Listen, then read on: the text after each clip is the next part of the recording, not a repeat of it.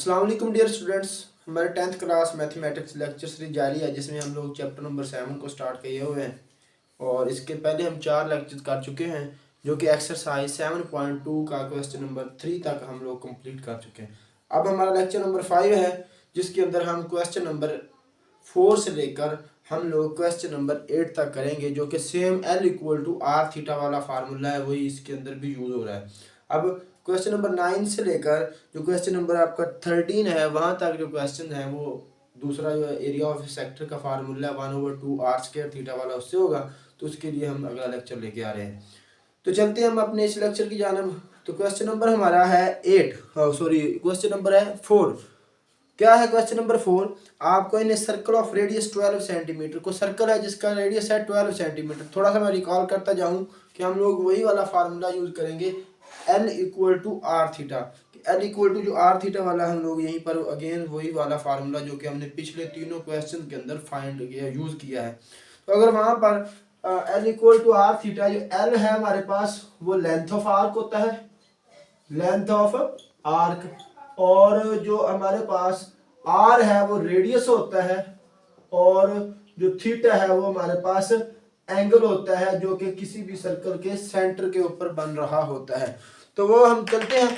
अब question number 4 है, वो कहता है कि in a circle of radius 12 centimetre, को सर्कल है जिसका रेडियस 12 सेंटीमीटर है, find the length of an arc which subtended at central angle θ=1.5 radian. मतलब क्वेश्चन नंबर 4 को सर्कल है जिसका आपके पास जो रेडियस है वो है 12 सेंटीमीटर, रेडियस है 12, और कोई आर्क है जो कि जो सर्कल के सेंटर पे एंगल बनाती है। सपोज दैट हम वो ये आर्क है जो एंगल बनाती है वो हमारे पास है 1.5 रेडियन, जो एंगल उसका सर्कल के सेंटर के ऊपर है 1.5 रेडियन। ठीक है, ये है हमारे पास एंगल थीटा, मतलब इक्वल टू हो गया हमारे पास 1.5 रेडियन। अब हमने फाइंड क्या करना है? लेंथ ऑफ आर्क, उस आर्क की लेंथ फाइंड करनी जो कि हमें फाइंड। तो L=r θ। अब थीटा ऑलरेडी हमें रेडियन में दिया 1.5, तो हम इसको रेडियन में मतलब इसी तरह यूज कर लेंगे। तो r हमारे पास रेडियस, तो रेडियस क्या है 12, और थीटा हमारे पास 1.5। तो इसको जब हम लोग आपस में मल्टीप्लाई करेंगे 1.5 को r के साथ, तो ये हमारे पास जो वैल्यू देगा वो देगा 18। वो L= आ जाएगा 18, L=18। अब क्या आएगा? मिलीमीटर आएगा, सेंटीमीटर आएगा, क्या चीज आएगा? तो ये मीटर आएगा, क्योंकि जो हमारे पास इसका r है 12 मीटर है। तो जो मैंने बताया था कि जो जिस यूनिट के अंदर आपको डाटा गिवन है उसी यूनिट के अंदर आपने इसका आंसर लिखना होगा।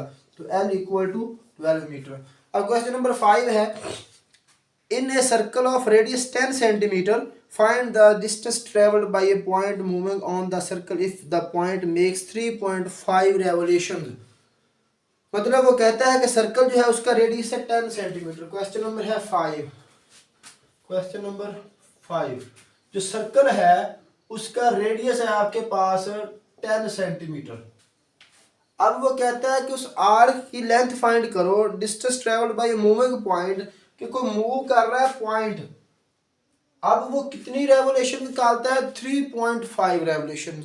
अब हमारे पास जो आपको पता है एक रेवोल्यूशन होती है, ये एक जो चक्कर है ये होता है 2 पाई का।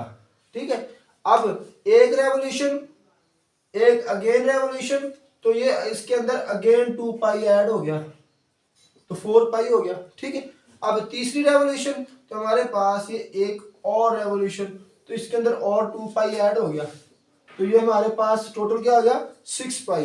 अब 3 रेवोल्यूशन का हमारे पास बनता है 6 पाई, तो क्या बनता है 6 पाई। अब रेवोल्यूशन है कितनी? रेवोल्यूशन मतलब एक जो गोल चक्कर है। अब रेवोल्यूशन है 3.5, मतलब आधी और भी है, तो आधी और यहां से स्टार्ट हुआ तो आधी क्या होगी इसी के सामने दूसरी साइड पे, तो ये होगी हमारे पास 0.5, 0.5, मतलब एक रेवोल्यूशन पाई 1 पाई, या मतलब आगे ओनली पाई। अब 3 रेवोल्यूशन का 6 पाई, तो एक रेवोल्यूशन और ऐड की, तो ये हमारे पास 6 पाई प्लस पाई, तो ये हो जाएगा 7 पाई, मतलब 3.5 रेवोल्यूशन जो है, अब एक रेवोल्यूशन कितनी है 2 पाई की, तो 3.5 का हमारे पास बनेगा 7 पाई। तो जो एंगल आपके पास थीटा बना है वो बना है 7 पाई, एंगल जो है वो 7 पाई। और जो आर है हमारे पास वो रेडियस जो है वो है 10, कौन सा 10, जो उसने दिया 10 मीटर, तो मतलब 10 मीटर। अब हमने फाइंड क्या करना है एल, तो L equal to R theta, R हमारे पास 10 और थीटा हमारे पास 7, पाई जो है इसकी वैल्यू आप 3.1415 जो अप्रोक्सीमेटली हमें वैल्यू दी हुई है, हम वो वाली वैल्यू इसकी यूज करेंगे। या फिर जो पाई की वैल्यू, दो वैल्यू मतलब पाई इक्वल टू होता है 22/7 या फिर 3.1415। तो आप यहाँ पर जो ये है पाई की वैल्यू 22/7 को यूज कर लेंगे, क्योंकि ये 7 इसके साथ इजीली कैंसिल हो जाएगा। तो हम पाई की वैल्यू रखते हैं 22/7, ये इसके साथ मल्टीप्लाई हो रहा है।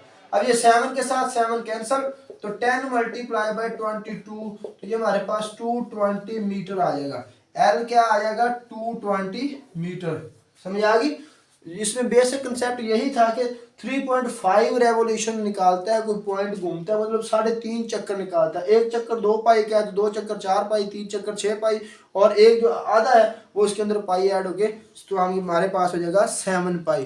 तो पाई की वैल्यू हमने इजी ये वाली यूज कर ली। खैर, अब इसके बाद क्वेश्चन नंबर 6 की जानब हम लोग चलते हैं। What is the circular measure of angle between the hand of the watch at 3 o'clock। तो बोलता है कि जो हमारे पास हैंड क्लॉक होती है, जो हाथ पे घड़ी बांधते हैं, उसके ऊपर 3 बजे जब टाइम हो, 3 o'clock जब 3 बजे का टाइम हो, तो उसके ऊपर एंगल क्या बनेगा। तो क्वेश्चन नंबर है 6। अब देखिए, एक जो घड़ी हम बना लेते हैं, ये हमारे पास घड़ी यहाँ पर होता है 12, यहाँ पर 1, यहाँ पर 2, और यहाँ पर होता है 3, यहाँ पर होता है 4, यहाँ पर होता है 5, यहाँ 6, यहाँ 7, यहाँ 8, यहाँ पर 9, यहाँ पर 10, और यहाँ पर 11, और फिर आपके पास 12। तो कहता है कि 12 सब जब 3 बजे का टाइम हो तो इसके ऊपर एंगल क्या होगा। तो आपको पता है जो घड़ी की 2 नीडल्स होती हैं, सुइयां होती हैं, जो छोटी सुई होगी वो यहाँ पर होगी, और जो बड़ी सुई होगी हमारे पास वो यहाँ पर होगी, मतलब 12 के ऊपर। अब हमने बताना ये है कि यहाँ पर इन दोनों नीडल्स के ऊपर एंगल कितना बनता है। तो वे देखने में तो हमें 90 नजर आ ही रहा है।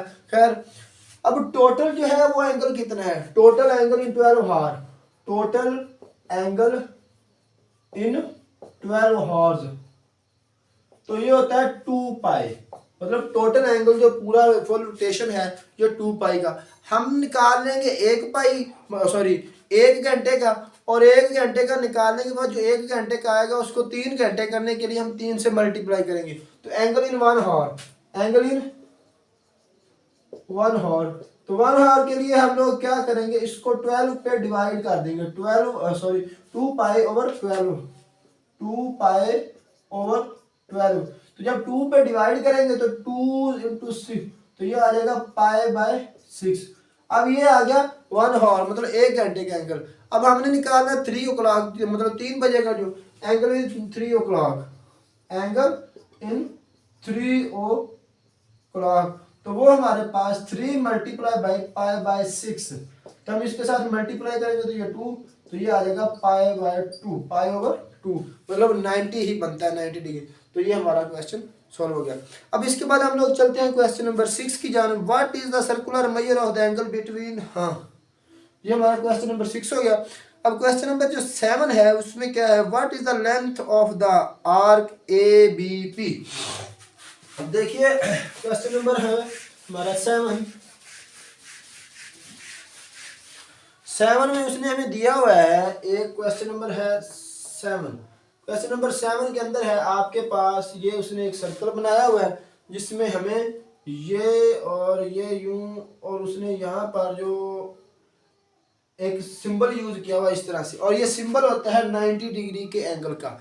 और ये उसने बताया हुआ है कि ये हमारे पास 8 सेंटीमीटर है, ये 8 सेंटीमीटर, मतलब इसके जो रेडियस है सर्कल के सेंटर से बाउंड्री तक का जो डिस्टेंस है ये 8 सेंटीमीटर, ये भी 8 है, और ये भी जिस तरह की मर्जी ले लो ये 8 सेंटीमीटर ही रहेगा। अब ये जो एंगल है उसने नोटेशन के जरिए से हमें बता दिया, समझा दिया कि ये नोटेशन 90 डिग्री के एंगल की है। तो यहाँ पर जो एंगल बन रहा है वो 90 डिग्री बन रहा है। अब वो कहता है कि इस आर्क की लेंथ क्या होगी, यहाँ से लेकर यहाँ तक लेंथ क्या होगी। अब ये एल से हम लोग शो करेंगे, ये थीटा हमारे पास जो एंगल है वो 90 डिग्री या फिर π/2 है। हमारे पास जो एंगल थीटा है वो π/2। अब लेंथ ऑफ आर्क एल है और ये आर हमारे पास जो है 8 सेंटीमीटर है। तो हमने फाइंड करना है एल, तो एल इक्वल टू होता है आर थीटा। आर हमारे पास क्या है 8 और थीटा हमारे पास π/2, π/2 या मतलब 90 डिग्री। डायरेक्ट यूज करना है, डायरेक्ट यूज कर लो। सॉरी हमने करना क्योंकि इसको इसके अंदर है मतलब रेडियन के अंदर, तो हम π/2 लिखेंगे। अब ये इसके साथ मल्टीप्लाई हुआ, सॉरी कैंसिल हुआ, तो ये 4 एल इक्वल टू 4 पाई। अब पाई की जो वैल्यू है वो हम लोग 22/7 रख देंगे। तो 4 मल्टीप्लाई 22 तो 88/7। इसको आप लोग कैलकुलेटर के साथ अगर करोगे 88/7 तो ये हमारे पास आंसर आता है 12.57। एल इक्वल टू 12.57 हमारे पास ये मीटर के अंदर आएगा, क्योंकि ये हमें सेंटीमीटर के अंदर आ जाएगा। तो ये आ गया हमारे पास एल इक्वल टू 12.5 सेंटीमीटर। अब इसके बाद हमारा इस लेक्चर का लास्ट क्वेश्चन है, क्वेश्चन नंबर 8। हम इसकी तरफ चलते हैं। अब उसमें है in a circle of radius 12 centimetre how long an arc subtended central angle of 84 degree centigrade. मतलब क्या है, वो कहता है कि एक सर्कल है जिसका रेडियस हमें उसने दिया हुआ है in a circle of radius 12 centimetre how long an arc subtended at central angle of, question number है हमारा 8। वो कहता है कि सर्कल है जिसका रेडियस है 12 सेंटीमीटर, ठीक है। अब वो ये कहता है कि कितने लेंथ की एक आर्क होगी जो कि सर्कल के सेंटर पे हमारे पास इसका 12 सेंटीमीटर है। अब कितनी लेंथ की वो आर्क होगी जो यहाँ पर जो एंगल बनाएगी वो 84 डिग्री बनाएगी, ठीक है।